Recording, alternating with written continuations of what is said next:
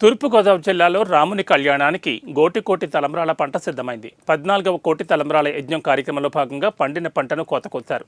కోరుకొండ శ్రీకృష్ణ చైతన్య సంఘం అధ్యక్షులు కళ్యాణం అప్పారావు గోకవరం మండలం అచ్యుతాపురం గ్రామంలో కోటి తలంబ్రాల పంట ప్రతి ఏటా పండిస్తున్నారు. పంట కోసం సిద్ధం చేసిన వరి విత్తనాలను ముందుగా భద్రాచలం తీసుకెళ్లి శ్రీ సీతారామచంద్రమూర్తి ఆలయంలో ప్రత్యేక పూజలు నిర్వహించి వాటిని తీసుకొచ్చి అచ్యుతాపురం గ్రామంలోని తన మాతృమూర్తి భూమిలో విత్తనాలు చల్లి ధాన్యం పండిస్తున్నారు.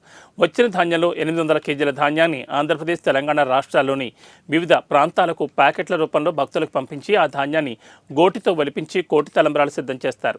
అందులో భాగంగా వివిధ వానర వేషధారణతో పండిన పంటను కోశారు.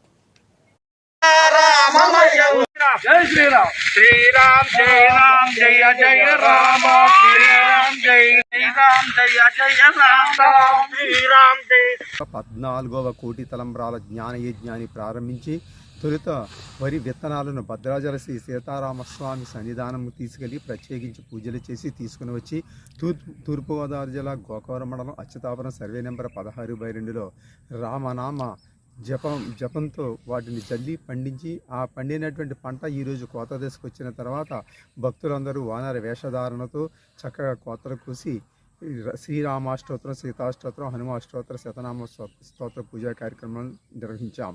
ఇప్పుడు తయారు చేసినటువంటి 800 కేజీల ధాన్యాన్ని 14వసారి భద్రాచలం, మూడోసారి అయోధ్య, 7వసారి ఒంటిమిట్ట పంపించడం కోసం 5 రాష్ట్రాల్లో 3000 మంది భక్తులకు ఈ యొక్క 800 కేజీల ధాన్యాన్ని పంపించి గోటితో వలిచినటువంటి ఈ తలంబ్రాలను కోటి తలంబ్రాలుగా రామచంద్రుడికి సమర్పించడం జరుగుతుంది. భక్తులందరూ కూడా చక్కగా శ్రీరాముడు, అంగదుడు, జాంబవంతుడు, సుగ్రీవుడు, హనుమంతుడు వేషధారణ, అలాగే కులగురువైనటువంటి ఇక్ష్వాకు వంశ రాముడికి కులగురైనటువంటి